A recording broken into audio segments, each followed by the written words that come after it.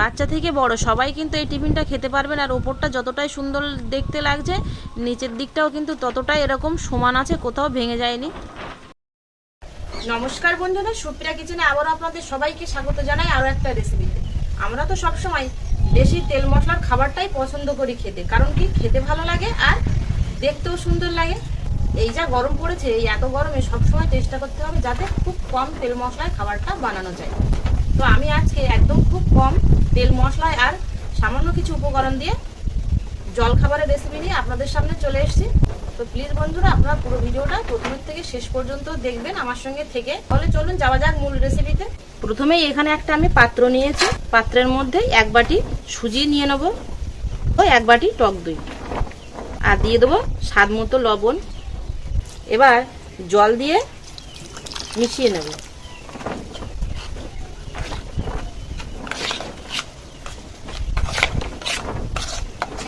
মিশ্রণটা ঠিক এরকমই হয়েছে, একদম খুব একটা হালকা হয়নি।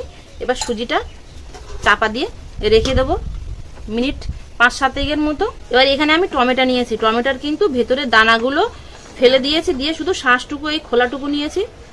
আর গাজর নিয়েছি, আর নিয়েছি কাঁচা লঙ্কা, কাঁচা লঙ্কার দানাগুলোও ফেলে দিয়েছি, শুধু ছালটা নিয়েছি। আর নিয়েছি ধনেপাতা। সবগুলো সবজিকে যতটা সম্ভব কুচি কুচি করে কেটে নেব।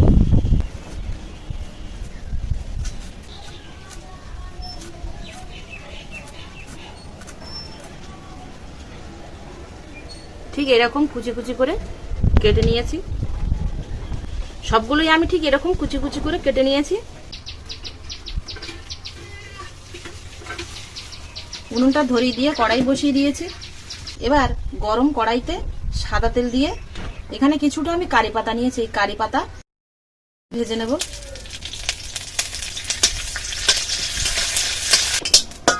কারি পাতাগুলো এরকম মড়মড়ে করে ভেজে নিয়েছি, এবার তুলে নেব।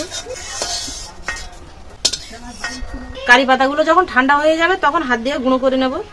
সুজিটা চাপা দিয়ে রেখেছিলাম 10 মিনিট মতো হয়ে গেছে, এবার চাপাটা খুলে নেব। সুজিটা চাপা দিয়ে রেখেছিলাম, দেখুন বেশ ফুলে এরকম অনেকটা হয়ে গেছে।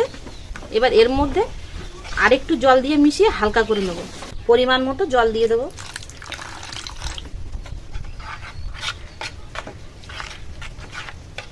খুব একটা হালকা বানাইনি, ঘনত্বটা ঠিক এরকম রেখেছি। এবার এর মধ্যে 1/2 চামচ পরিমাণ আমি বেকিং পাউডার নিয়েছি, দিয়ে মিশিয়ে নেব।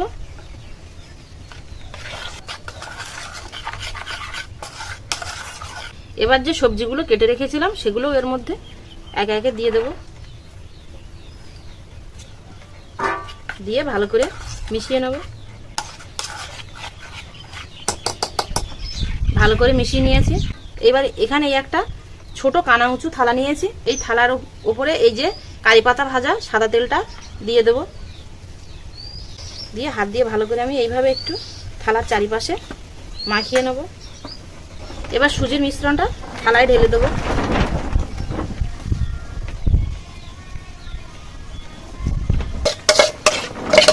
থালাটা একটু নাড়াচাড়া দিয়ে এইভাবে সেট করে নেব।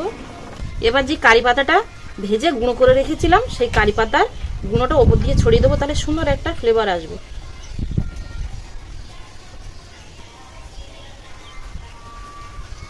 এবার উনুনটা ধরিয়ে আমি এই সুজির মিশ্রণটা ভাপিয়ে নেব।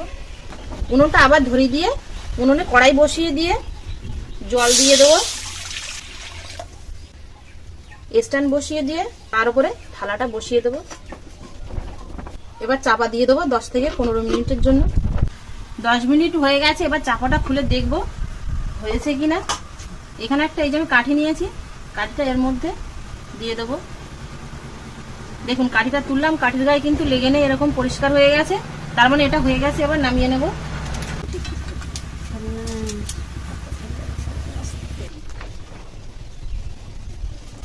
একটু ঠান্ডা হয়ে যাক, তারপর আপনাদের কেটে দেখাবো যে কতটা সুন্দর হয়েছে এই সকালের জলখাবারটা। দেখুন কতটা সুন্দর হয়েছে, আর দেখতেও খুব সুন্দর লাগছে, আর সুন্দর একটা গন্ধ ছাড়ছে। এই কারি পাতাগুলো কিন্তু ভেজে দেওয়ার পর একটা সুন্দর গন্ধ বেরোচ্ছে। দেখুন সাইড দিয়ে এইভাবে টানছি, এই দেখুন এই যে উঠে যাচ্ছে, খুব সুন্দর ছাড়িয়ে যাচ্ছে থালা থেকে। এবার ছোট ছোট করে পিস পিস করে কেটে নেব।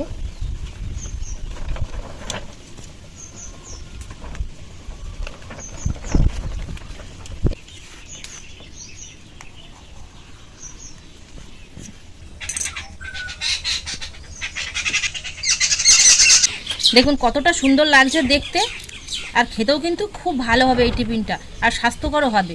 একদম সামান্য তেলে এই টিফিনটা বানিয়েছি। দেখুন অবস্থাটা, বসে আছে তবুও নোংরা করছে। তাহলে ভাবুন আমাদের মেয়েটা কতটা ভালো। নাও তুমি একটু খাও, খেয়ে বলো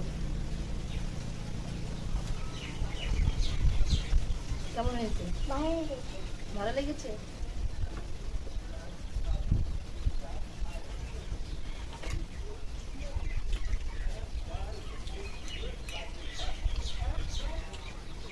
কম তেলে একটা স্বাস্থ্যকর খাবার, কিন্তু দারুণ হয়েছে খাবারটা খেতে। আর বেশ উপরে ভাজা কারি পাতার একটা গন্ধ বেরোচ্ছে। আর দেখুন ভেঙে যাচ্ছে না কিন্তু, এরকম খুব সুন্দর এরকম আস্তে আস্তে পিস পিস আছে। সামান্য পরিমাণে তেল দিয়ে এই জলখাবারের রেসিপিটা কেমন হলো অবশ্যই কিন্তু আপনারা কমেন্টে জানাবেন। আর যে সকল বন্ধুরা এখন আমার ইউটিউব চ্যানেলটিকে সাবস্ক্রাইব করেন, ইউটিউব চ্যানেলে নতুন, আপনারা চ্যানেলটিকে সাবস্ক্রাইব করে আমার পাশে থাকবেন। আর যদি ভালো লাগে তাহলে লাইক কমেন্ট ও আপনাদের বন্ধুদের কাছে প্রচুর প্রচুর শেয়ার করবেন। আর এতক্ষণ আমার সঙ্গে থাকার জন্য আপনাদের অনেক অনেক ধন্যবাদ। আবারও দেখা হচ্ছে আপনাদের সাথে পরে নতুন কোনো রেসিপিতে। ততক্ষণ আপনারা সবাই ভালো থাকবেন আর সুস্থ থাকবেন।